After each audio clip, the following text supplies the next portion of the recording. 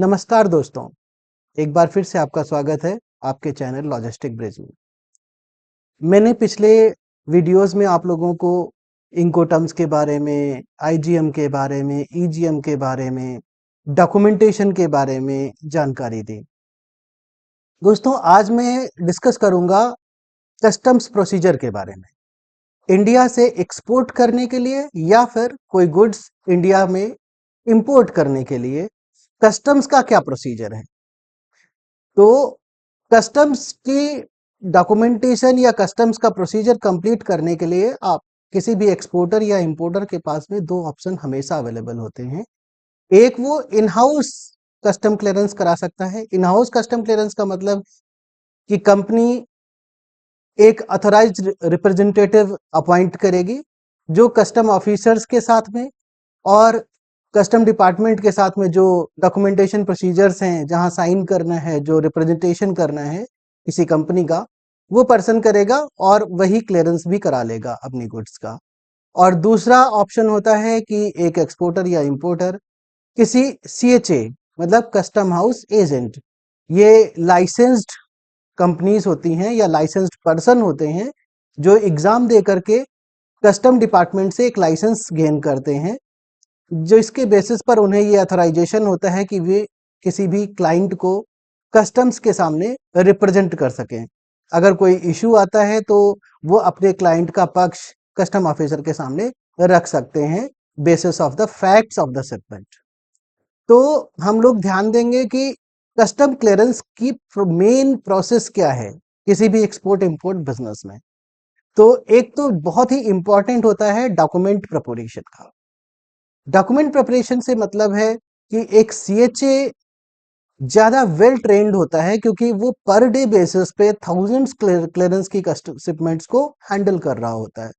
तो उसके यहाँ जो पर्सन रखे हुए हैं, उसने एक प्रोफेशनल टीम अपॉइंट की हुई है जो डेली बेसिस पर वेरियस एस्पेक्ट्स जो कस्टम्स के होते हैं या कोई नए अपडेट्स हैं रेगुलेशंस के, उनसे वो वेल अवेयर रहते हैं। तो कस्टम्स के जो डॉक्यूमेंट्स प्रिपरेशन का काम है वो सीएचए का पर्सन अपनी प्रोफेशनल एबिलिटीज के बल पर ज्यादा बेहतर तरीके से कर सकता है अगर हम कंपेयर करें कि एक exporter importer in house clearance के लिए जाए। दूसरा है कस्टम्स डिक्लेरेशन, कि कस्टम्स में क्या डिक्लेयर करके हमें देना है, जिसको हम लोग एक्सपोर्ट के केस में शिपिंग बिल बोलते हैं और इंपोर्ट के केस में बिल ऑफ एंट्री बोलते हैं। एक्सपोर्ट में शिपिंग बिल मैंडेटरी है कोई भी गुड्स को कस्टम्स बॉन्डेड एरिया में इन करने के लिए, और बिल ऑफ एंट्री मैंडेटरी है किन्हीं भी गुड्स को कस्टम एरिया से बाहर ले जाने के लिए। तो आप ध्यान दीजिए कि दोनों ही डॉक्यूमेंट्स बहुत इंपॉर्टेंट हैं। एक है शिपिंग बिल जो एक्सपोर्ट्स में यूज होता है और एक है बिल ऑफ एंट्री जो इंपोर्ट्स में यूज होती है। तीसरा है ड्यूटी एंड टैक्सेस का पेमेंट।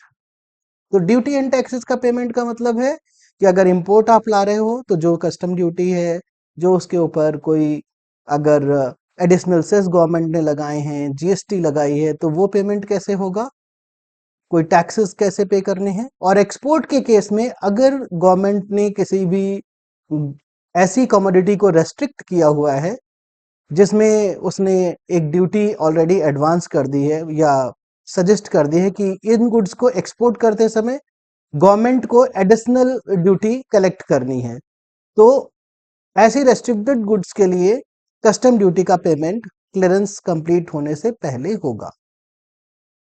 तीसरा आता है पॉइंट इंस्पेक्शन और एग्जामिनेशन का। अगर कोई कंसाइनमेंट फ्लैग्ड है, फ्लैग्ड मतलब क्या हुआ कि कस्टम ऑफिसर ने या इंस्पेक्टर ने उस कंसाइनमेंट को फ्लैग किया है, मार्क किया है कि इसको एग्जाम करना पड़ेगा क्योंकि कुछ कुछ हमें सस्पिशियस दिख रहा है, तो ऐसी कंडीशन में आपको उसका इंस्पेक्शन कराना होगा। अगला पॉइंट है कस्टम क्लियरेंस में जो रिलीज ऑर्डर है। तो रिलीज ऑर्डर का मतलब हुआ कि अगर हमारा शिपिंग बिल है तो उसमें लेट एक्सपोर्ट ऑर्डर या लियो शॉर्ट फॉर्म में बोलते हैं, और अगर इंपोर्ट क्लियरेंस है तो वहां पर आउट ऑफ चार्ज या ओओसी बोलते हैं। तो ये रिलीज ऑर्डर इशू होना चाहिए। ये कस्टम क्लियरेंस का पांचवा प्रोसीजर है। और लास्ट है पोस्ट क्लियरेंस कंप्लायंस क्या क्या है? पोस्ट क्लियरेंस कंप्लायंस में क्या होता है कि अगर एक्सपोर्ट हो रहा है तो पोस्ट क्लियरेंस कंप्लायंस आपका ईजीएम है। इसके अलावा कोई गवर्नमेंट की स्कीम आपने अगर अवेल की है तो पेमेंट आने के बाद में आप उसको एक प्रॉपर रिटर्न फाइल करेंगे जिससे कि आपको वो बेनिफिट्स, वो रिवॉर्ड्स मिल सकें। अगर आपने इंपोर्ट किया है और कोई स्पेसिफिक गवर्नमेंट की स्कीम्स में पार्टिसिपेट किया है जिससे कि आपको कोई बेनिफिट हो, तो पोस्ट क्लियरेंस के बाद में जब आप उन गुड्स से कोई नया मटेरियल बनाते हैं और उसको एक्सपोर्ट करते हैं, तो वो वहां पर आपको सबमिट करना पड़ेगा रिटर्न, जिससे ये प्रूफ हो सके कि आपने एक्सपोर्ट कर दिया है और आपको वो बेनिफिट वाप दे दिए जाएं। तो ये ध्यान देने वाली बातें हैं। बाकी कुछ लोग ड्रॉबैक में डॉक्यूमेंट सबमिट करते हैं, तो वो उस कंडीशन में अगर वो डोमेस्टिक में कुछ भी सेल कर रहे हैं तो वो उनको डिक्लेयर करके देना पड़ेगा आफ्टर क्लियरेंस कि हमने ये प्रोडक्ट्स जो है इंपोर्ट किए थे अंडर ड्रॉबैक, ड्यूटी ड्रॉबैक में इंपोर्ट किए थे या किसी पर्टिकुलर स्कीम में हमने इंपोर्ट किए थे कि एक्सपोर्ट करेंगे इसको बना करके, बट हमारा डोमेस्टिक में भी सेल हो गया है। तो जो आपने डोमेस्टिक में सेल किया है उस प्रोपोर्शन में आपको गवर्नमेंट को टैक्सेस देने होंगे विद पेनल्टी, बिकॉज गवर्नमेंट को तो एडिशनल ड्यूटी कलेक्ट करनी थी आपसे, बट वो उसने आपके प्रॉमिस के बेस पर उस समय ड्यूटी नहीं ली बल्कि आपको टाइम मिल गया, तो वो एडिशनल फाइन एंड पेनल्टीज के साथ में आपको ड्यूटी का पेमेंट करना पड़ेगा, टैक्सेस का पेमेंट करना पड़ेगा। तो ये ध्यान रखना है एक्सपोर्टर्स और इंपोर्टर्स को कि जिस स्कीम में, जिस रिवार्ड्स में आप क्लेम कर रहे हैं अपने लिए बेनिफिट्स, कोई रिवार्ड क्लेम कर रहे हैं, तो आप अपने स्टेटमेंट्स पर स्ट्रिक्ट रहिए। ऐसा नहीं हो कि आपने पहले तो गवर्नमेंट की स्कीम्स का बेनिफिट लेने के लिए मिस डिक्लेरेशन कर दी और फिर बाद में आपने उसको दूसरे तरीके से हैंडल किया चीजों को जिससे आपके ऊपर पेनल्टीज आई। तो ये आपके बिजनेस के लिए और साथ ही साथ आपकी टीम के लिए एक अच्छा मैसेज बिल्कुल नहीं होगा। तो हम लोग बात करते हैं कि डॉक्यूमेंट कैसे प्रिपेयर करेंगे सीएचईज आपके। तो इनवाइस और पैकिंग लिस्ट नॉर्मली तो एक्सपोर्टर बना के ही देता है। इसके बाद आपका शिपिंग बिल या बिल ऑफ एंट्री, इसकी चेकलिस्ट प्रिपेयर करने की रिस्पॉन्सिबिलिटी सीएचए लेता है। अगर आप इन हाउस क्लियरेंस करा रहे हैं तो ये आपकी टीम को खुद करना पड़ेगा। इसके बाद में जो एडी कोड है वो किसी पर्टिकुलर पोर्ट पर आपने रजिस्टर कराया है या नहीं कराया है, ये भी ध्यान देना पड़ेगा आपको, क्योंकि अगर नहीं कराया है तो वो उस समय मैंडेटरी है कि आप उस पोर्ट पर, जिस पोर्ट से कंसाइनमेंट क्लियरेंस करा रहे हैं या कस्टम्स में जिस पर्टिकुलर पोर्ट पे आप डॉक्यूमेंट सबमिट कर रहे हैं, उस पोर्ट पर आपका एडी कोड रजिस्टर्ड होना चाहिए, जिससे कि कोई गवर्नमेंट के बेनिफिट्स हैं तो वो आपको डायरेक्टली ट्रांसफर किए जा सकें, अदरवाइज उससे आपको लॉस होगा। दूसरी चीज है कि आपको एडी कोड इसलिए भी मैंडेटरी है कि जब आपकी पेमेंट आ रही है बायर से तो वो किस एडी के अंडर में क्लियर होगी, वो एक इशू हो सकता है आपके लिए at the time of BRC. अभी तो गवर्नमेंट और भी नए नए स्कीम ला रही है कि बीआरसी भी ऑनलाइन आपको खुद ही फाइनलाइज करनी होगी।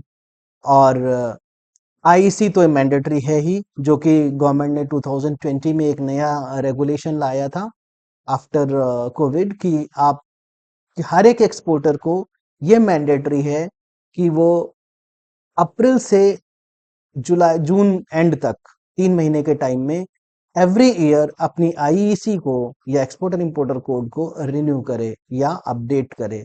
कोई भी चेंजेस हैं, स्मॉल चेंजेस हैं या चेंजेस नहीं है, तो भी नील चेंजेस के साथ में आपको अपडेट करना मैंडेटरी है। इसके अलावा बिल ऑफ लेडिंग या एयरवे बिल, ये सीएचए नहीं करता है हालांकि, लेकिन सीएचए हेल्प जरूर करता है, क्योंकि ये एयरवे बिल और bill of entry, sorry bill of lading, ये दो डॉक्यूमेंट्स जो हैं वो कैरियर्स के होते हैं या multi modal transport document operators के होते हैं, जो सीएचए का या कस्टम का उनसे ज्यादा कनेक्शन नहीं होता है। इसके लिए एक इंडिपेंडेंट एजेंसीज होती हैं, बट सीएचए हेल्प जरूर करते हैं।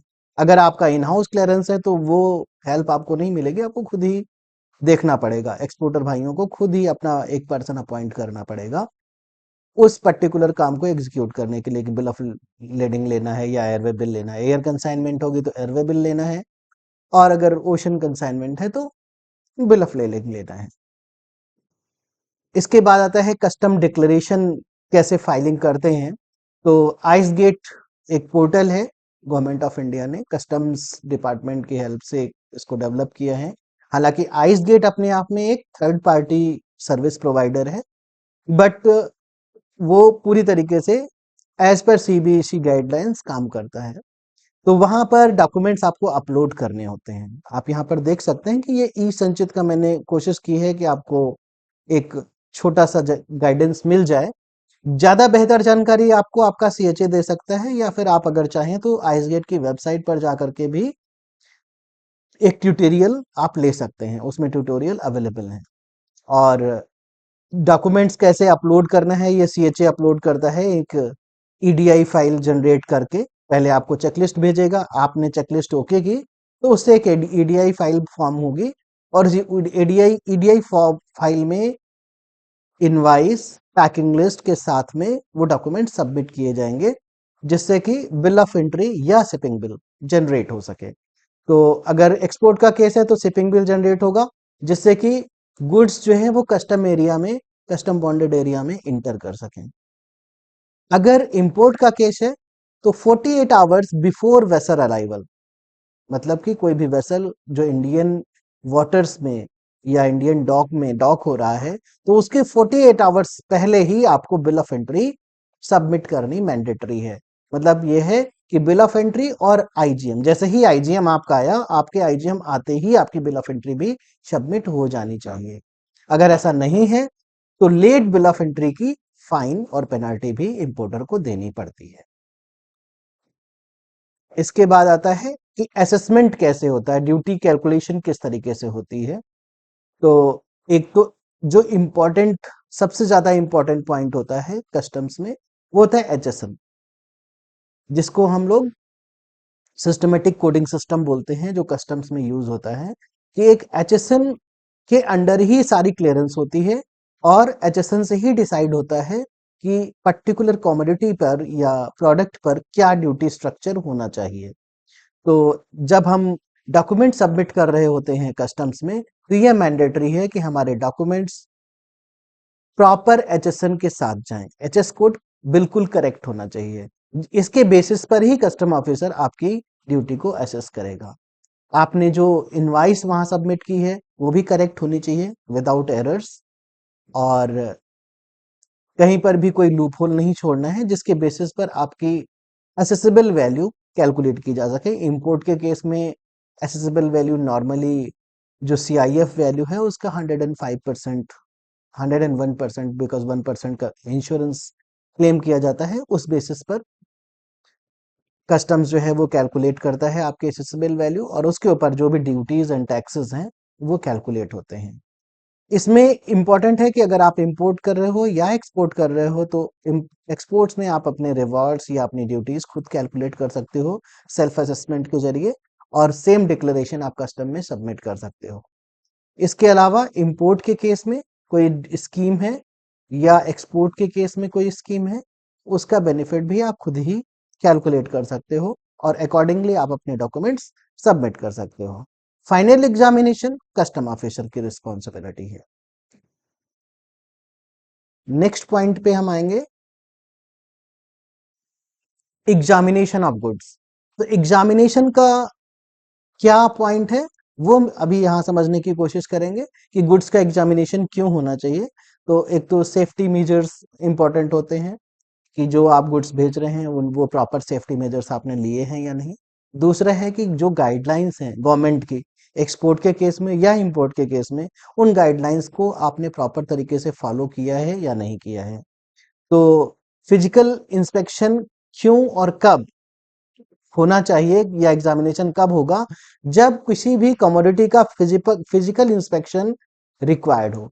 नॉर्मली ऐसे केसेस तब आते हैं जब किसी पर्टिकुलर कमोडिटी या प्रोडक्ट पर गवर्नमेंट रेस्ट्रिक्शंस लगाती है, चाहे वो इंपोर्ट का हो या एक्सपोर्ट का हो। तो जब रेस्ट्रिक्शंस लगता है तो फिर कस्टम्स ऑफिसर जो है वो उस पर्टिकुलर एचएसएन में जरूर से जरूर फिजिकल एग्जामिनेशन की नीड रखते हैं, या वो जरूर चेक करने के लिए जाते हैं। दूसरा है कि जो अगर कोई फूड प्रोडक्ट है तो प्रॉपर हाइजीन है या नहीं, या कोई सेफ्टी कंप्लायंस कंप्लीट तो इनकम्प्लीट तो नहीं रह गए हैं, क्वालिटी स्टैंडर्ड्स प्रॉपर है या नहीं है पर्टिकुलर कंट्रीज में, अगर आप एक्सपोर्ट कर रहे हो या इंपोर्ट कर रहे हो कहीं से, तो जो क्वालिटी है आपके प्रोडक्ट की वो उस स्टैंडर्ड्स की है या नहीं, जिससे कि वो सोसाइटी में या मार्केट में जब एंड यूजर तक पहुंचे तो वो प्रॉपर, उसको कोई नुकसान ना पहुंचाए, प्रॉपर तरीके से उसकी हेल्प करे जिस पर्पज के लिए उस प्रोडक्ट को मंगाया गया है। इसके अलावा एक्सपोर्टर्स या इंपोर्टर्स नॉर्मली एक अपना सर्वेयर भी अपॉइंट कर सकते हैं, जिससे कि उनका जो क्वालिटी है उसको प्रॉपर तरीके से वो चेक कर सकें। और ये सर्वेयर जो है वो थर्ड पार्टी सर्वे एजेंसी होती है, जो कि ना तो कस्टम ऑफिसर उसको कंट्रोल करते हैं और ना ही एक्सपोर्टर की कोई इन हाउस सर्वेयर या इंस्पेक्टर होते हैं। इसके अलावा थोड़ा सा बेनिफिट ये है, जब आप एक्सपोर्ट कर रहे हो या इंपोर्ट कर रहे हो, तो जब कंटेनर ओपन हो रहा है तो उन गुड्स की अगर आप वीडियोग्राफी या फोटोग्राफ्स ले सकें, अभी तो सीसीटीवी कैमरास वगैरह भी लगने लगे हैं, तो अगर वो ले सकते हैं तो उससे आपकी सेफ्टी ज़्यादा बेटर होगी, और आपकी जो कंसाइनमेंट है वो आपने किस तरीके से लोड की है या अनलोड की है वो भी आपको विजिबल रहेगा, एक प्रूफ रहेगा, जिससे फ्यूचर में कभी कोई प्रॉब्लम अगर आती है तो आपके पास एक रिकॉर्ड अवेलेबल है, जिससे कि आप ये प्रूफ कर सकते हैं कि जब हमने कंसाइनमेंट भेजी थी तो उसकी कंडीशन कैसी थी। तो कुछ पिक्चर्स या वीडियोस अगर लोडिंग के टाइम पे या अनलोडिंग के टाइम पर ली जा सकें तो वो काफी बेनिफिशियल होती हैं।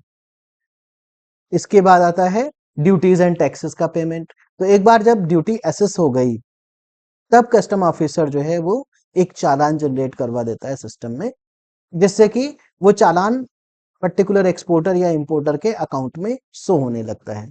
वहां से वो आइस गेट में जो पेमेंट टैब है उस पेमेंट में टैब में जाकर के कुछ ऑनलाइन या ऑफलाइन मोड हैं पेमेंट करने के, उन मोड का इस्तेमाल करके पेमेंट कर सकता है। या फिर गवर्नमेंट ने एक ईसीएल अर्थात इलेक्ट्रॉनिक कैश लेजर नाम से एक ई वॉलेट की फैसिलिटी भी दी है एक्सपोर्टर्स और इंपोर्टर्स को। इस ईसीएल की हेल्प से भी एक्सपोर्टर या इंपोर्टर्स अपनी ड्यूटी या टैक्सेस का पेमेंट कर सकते हैं। इसमें बेनिफिट यह है कि अगर आप ईसीएल से पेमेंट करते हैं, क्योंकि वो ये ई वॉलेट ऑलरेडी गवर्नमेंट के रिकॉर्ड्स में है और डायरेक्टली कस्टम्स से जुड़ा हुआ है, तो आपको वहां से पेमेंट इमीडिएटली रिफ्लेक्ट हो जाएगी, आपको वेट नहीं करना पड़ेगा। ऑनलाइन पेमेंट जब हम करते हैं तो कई बार क्या होता है कि बैंक के सर्वर से प्रॉपर कम्युनिकेशन नहीं होने की वजह से आपकी ड्यूटी एक दिन लेट रिफ्लेक्ट होती है कस्टम्स अकाउंट में। तो उस डिले से बचने के लिए आप अपने ईसीएल को रिचार्ज करके रखें, और जो ड्यूटी आपकी बन रही है उतनी ड्यूटी आप ईसीएल से पे कर सकते हैं, बाकी बैलेंस आपके ईसीएल लेजर में अवेलेबल रहेगा। ईसीएल लेजर का स्टेटमेंट आप मंथली या वीकली चेक कर सकते हैं, जैसे कि आपको ये आइडिया भी रहेगा कि आपको एडिशनल ड्यूटी तो नहीं लगी, या फिर कोई ऐसा तो नहीं है कि आपने पेमेंट किया है और गवर्नमेंट को मिल गया है फिर भी आपको डबल ड्यूटी पेमेंट करना पड़ रहा हो। कोई भी रीजन हो सकते हैं, तो वहां से ईसीएल से डायरेक्ट पेमेंट करने का ये बेनिफिट कस्टमर को मिलेगा। हाँ, बाकी आप डायरेक्ट पेमेंट भी कर सकते हैं ऑनलाइन के थ्रू, या फिर डीडी बनवा सकते हैं, वो अलग मैटर्स हैं, लॉन्ग प्रोसेस है जिसमें कि आपको टाइम ज्यादा लगेगा डेफिनेटली, और आपकी कंसाइनमेंट उतने दिन तक कस्टम एरिया में पड़ी रहेगी। नेक्स्ट पॉइंट आएगा कस्टम क्लियरेंस एंड डिलीवरी का। ये फाइनल स्टेप्स हैं जो कस्टम्स प्रोसीजर में यूज होते हैं। तो फाइनल स्टेप्स में एक आउट ऑफ चार्ज परमिशन मिलती है इन केस ऑफ इंपोर्ट्स, और लेट एक्सपोर्ट ऑर्डर मिलता है इन केस ऑफ एक्सपोर्ट्स। तो जैसे ही अगर इंपोर्ट्स आपने कराया, आपको आउट ऑफ चार्ज मिल गया, तो आपको तुरंत वेयरहाउस या फिर फैक्ट्री में ले जाने के लिए जो उस समय कस्टोडियन है कस्टम्स का, सपोज करिए आपने आईसीडी लोकेशन में रखा है, तो ऐसी कंडीशन में जो कंटेनर कारपोरेशन ऑफ इंडिया है वो कस्टोडियन है वहां पर कस्टम्स का, तो वो आपको एक लेटर इशू करेगा आउट ऑफ चार्ज की कॉपी के बेस पे, और जो भी वहां के लोकल चार्जेस होंगे उस सीएफएस के या आईसीडी के, वो चार्जेस पे करने के बाद आप गुड्स को वहां से कैरी कर सकते हैं अपने ट्रांसपोर्ट मोड पे, या फिर आप रिक्वेस्ट कर सकते हैं उसी कस्टोडियन को कि अगर उसका ट्रांसपोर्टेशन अवेलेबल है तो वो अपने ट्रांसपोर्टेशन से आपके वेयरहाउस तक या फैक्ट्री तक गुड्स को पहुंचा दे। तो दोनों ही कंडीशंस में आपको पहले लोकल चार्जेस जो वहां के हैं वो पे करने हैं। आपको ऑर्डर मिलने के बाद, जैसे ही आपको रिलीज ऑर्डर मिलता है, आपको सबसे पहले लोकल चार्जेस पे करने हैं। सेम एक्सपोर्ट के केस में होगा, जैसे ही आपको लेट एक्सपोर्ट ऑर्डर मिलता है, ये भी एक तरीके का रिलीज ऑर्डर ही है, तो आपको जो पर्टिकुलर वहां पर सीएफएस है या कस्टम्स का कनकोर का ऑफिस है, जो कस्टोडियन है उन गुड्स का, उनको लोकल पेमेंट करनी है, जिसके बेसिस पर ही वो फर्दर आपके कंटेनर को या आपकी कंसाइनमेंट को कंटेनर में डाल के वहां से आगे पोर्ट एरिया में लेकर के जा सकते हैं या लेकर के जाएंगे। उससे पहले नहीं, अगर आपने लोकल पेमेंट नहीं किया है तो आपके गुड्स जो हैं वो सीएफएस से पोर्ट एरिया में नहीं जा सकेंगे।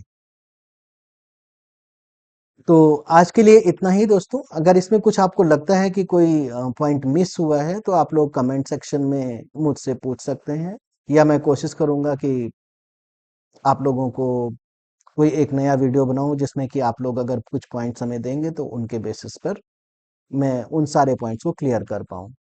अगर आप लोगों ने अभी तक हमारा चैनल सब्सक्राइब नहीं किया है तो प्लीज सब्सक्राइब कर लीजिए और हमें सपोर्ट करते रहिए, जिससे कि मैं नई जानकारी आप तक पहुंचाता रहूं। धन्यवाद।